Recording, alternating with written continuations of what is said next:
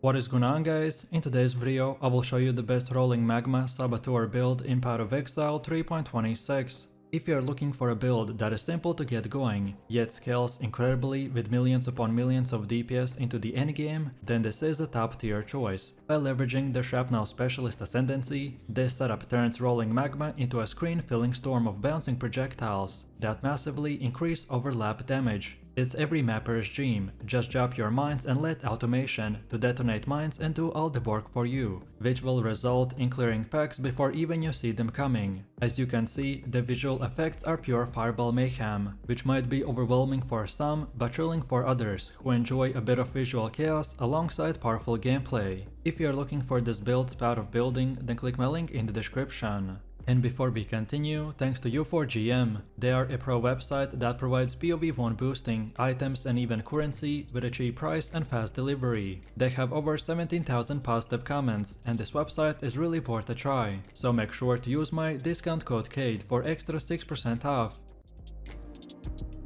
So let's start with an overview. The rolling MAGMA Mine Saboteur build will focus on stacking offensive scaling through the key stats like increased AoV, additional projectiles and reduced projectile speed for overlapping hits. Then we will boost gem levels, especially for the fire spells, alongside the fire penetration and the spell crit chance and the multiplier, and even various sources of increased damage are all essential. Then the throwing speed, driven by the frenzy charges, and the mine throwing speed is critical for DPS and smooth mine placement. The build also benefits from cooldown recovery, and even uses offensive auras like the Anger and the Zelatory, alongside the effect curses such as the Sniper's Mark and Flammability. Then defensively, the build leans heavily into the elemental resistant cap, evasion, spell suppression, and effects like the blind and the damage reduction from the Arctic armor and the flesh and stone. Then as far as immunities go, to common ailments will be achieved through the Ascendancy and our gear, while physical damage is mitigated via the elemental conversion. Shrapnel Specialist will significantly increase our rolling MAGMA overlap by randomizing projectile paths, and also enhanced by the Great Volley and the reduced speed. Then mines will scale better than the self-cast,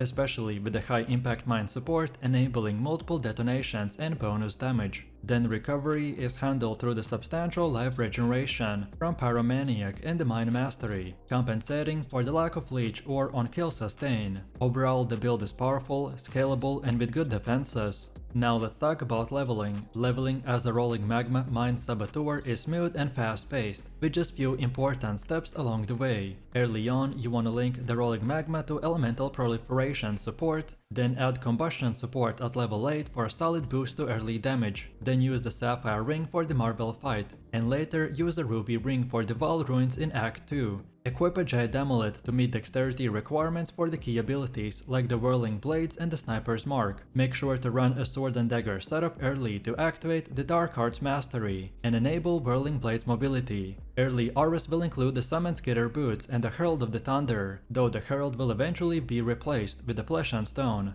Then help Alira during the Bandit quest for valuable early resistances. Then by level 20, start upgrading the gear with a 2-stone ring and get all elemental resistances close to 75%. After reaching Solaris 2, unlock the flat fire damage to craft your weapons, which is a huge damage boost that requires about 8 orbs of transmutation. Then later, add the Great Volley if you get a 5 link. You want to prioritize Mine Nodes, AoV and the Frenzy charges on the tree. And don't forget Mine Drinker for the mana reservation efficiency. And take Born in the Shadows in the Cruel Lab to blind enemies and boost defenses with a Flesh and Stone in the Sand stance.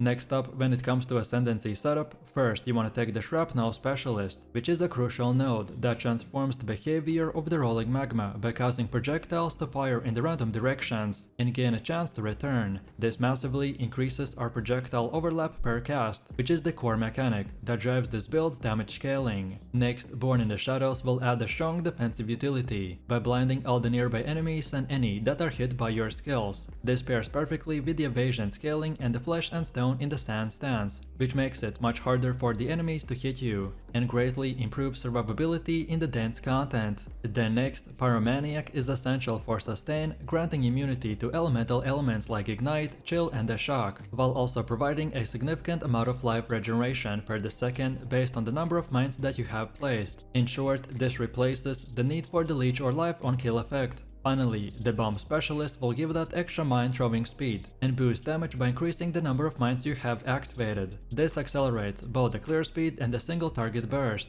Then for passive skill tree, it's built to maximize the mine throwing speed, critical scaling and the fire damage, while also prioritizing the strong layers of defense. Early in the tree, you want to take key mined nodes like the high explosives and demolition specialist by boosting mine damage and the placement speed. From there, you want to branch out into fire and the elemental damage, like the Holy Fire and the Lightning of Divinity, as well as critical strike clusters to enable endgame scaling, with modifiers such as the Heart of the Flame and the Elemental Overload or even the Elemental Equilibrium. Defensively, we pick up important life clusters, like Purity of Flesh and Written in Blood, along with the Suppression and Evasion via the Acrobatics and the Face Acrobatics, which of course depends if you're vested into the Ghost Dance. The tree also makes use of the utility from the Born in the Shadows via the Ascendancy for blinding enemies and passive damage reduction, and even utilizes mastery nodes to balance suppression chance and the reservation efficiency. Also, cluster jewels are added later to scale the mine throwing speed and penetration.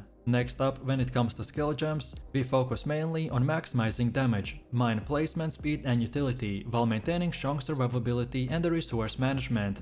The core skill is the Rolling Magma, supported by the gems that increase fire damage, critical strike chance, and mine throwing speed, such as the fire penetration support and the minefield support. Automation is a key support gem here, as we use it at level 20 to reach important cooldown recovery, alongside for faster mine detonations and improved overall DPS. Utility gems will include the cluster traps and the minefield to boost mine placement and explosive coverage, while defensive or situational gems like the Flame Dash will help with mobility and positioning. Beer Trap is also used often for the extra crowd control and utility, but can be swapped out for clarity if the mana issues arise. For boss fights, the gem swaps between the slower projectiles and faster projectiles will improve the single target damage or the clear speed, though this is optional.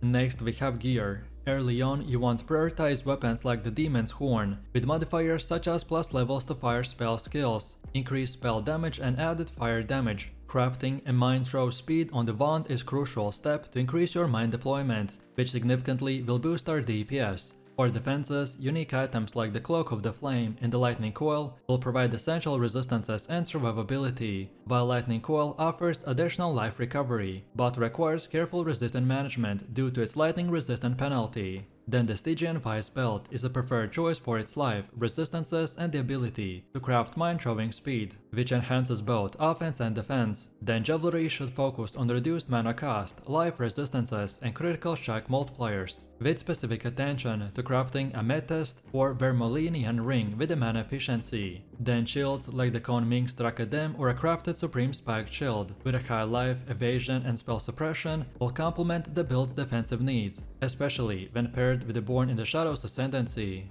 Next up we have our Mercenaries. You'll want to focus on both enhancing your overall damage and maximizing utility through the powerful curses and the auras. The ideal companion is the Fallen Reverend Mercenary with a strength and intelligence scaling, so prioritize one that can use the Zealotry for the added spell damage and a critical chance, and then Battle Mage's Cry for occasional surges and the critical strike potential. This combination will help to push your damage output significantly during key moments. Also, equipping your Mercenary properly is just as important, so items like the Crown of the Tyrant will boost elemental damage, while gloves that apply elemental weakness will further amplify your offensive capabilities. Then Ring should provide curse support, so one with the Doedru's Danning to enable multiple curses, and another one for the Delve with flammability on a hit. Then for body armor, you want to look for something that increases curse capacity or survivability, such as a +1 curse Delve Chest, a Blunderboar, or a Garb of the Imperial. And now last but not least, let's go over the gameplay. You want to begin by throwing mines that are automatically detonated by using the automation support, which creates a consistent stream of bouncing fireballs that overlap and melt enemies in seconds. With a shrapnel specialist ascendancy, rolling magma projectiles will scatter in random directions and can return, which will dramatically increase the number of the hits per cast. This interaction is key to the build's incredible single target and the clear speed potential. Then during mapping, you simply want to move forward, drop mines and let the automated detonation do the rest, so screen-wide packs will vanish under a barrage of fireballs. For bosses, stacking mines before triggering them will unleash a burst of damage that can phase or kill targets almost instantly. Overall, the build benefits from a high mine throwing speed, added projectiles and reduced projectile speed for the overlap, and even critical scaling. And all of this make the build both responsive and deadly. So let me know what you think about this build in the comments below. If you enjoyed this, then you don't want to miss my previous top 10 best builds video, where I showed even more powerful builds. So click the screen now and I'll see you in the next one.